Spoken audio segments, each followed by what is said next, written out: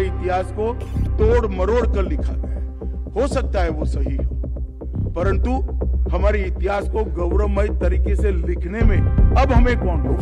हमें संशोधन करना पड़ेगा और हमारे इतिहास को गौरवमय तरीके से विश्व के सामने रखना। ये 30 साम्राज्य और 300 विभूतियों के जीवन पर आप लोग R&D करिए, आप लोग रिसर्च करिए, इन पर लिखिए और नए इतिहास की शुरुआत करिए। नया इतिहास आएगा, जो असत्य है वो अपने आप चला। कि देश में एक ऐसी सरकार आई है जो देश के गौरव के लिए किए गए किसी भी पुरुषार्थ और किसी भी प्रयास की समर्थक है।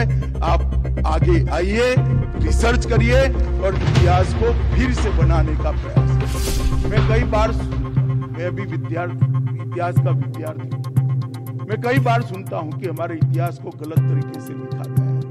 गौरवमय तरीके से लिखने में अब हमें कौन रोकता है? हमें पुरुषार्थ करना पड़ेगा, हमें संशोधन करना पड़ेगा और हमारे इतिहास को गौरवमय तरीके से विश्व के सामने। आज इतने सारे विद्यार्थी बैठे हैं, यूनिवर्सिटी के प्रोफेसर्स भी हैं। मैं तो उनको आह्वान करना चाहता हूं कि इतिहास को तोड़ा है, मरोड़ा है, गलत तरीके से लिखा है, ये विवाद से बाहर निकल जाइए। आप 30 बड़े साम्राज्य जो 150 साल से ज्यादा देश के किसी भी हिस्से में शासन की और 300 ऐसी विभूतियां जिन्होंने देश के स्वतंत्रता के लिए अपना बलिदान दिया, पूरा जीवन जिए, विजयी हुए और जरूर पड़ी वहां जान का भी बलिदान। ये 30 साम्राज्य और 300 विभूतियों के जीवन पर आप लोग R&D करिए, आप लोग रिसर्च करिए, इन पर लिखिए और नए इतिहास की शुरुआत करिए।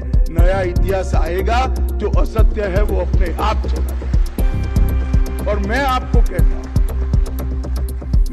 कहता हूं कि देश में एक ऐसी सरकार आई है जो देश के गौरव के लिए किए गए किसी भी पुरुषार्थ और किसी भी प्रयास की समर्थक है।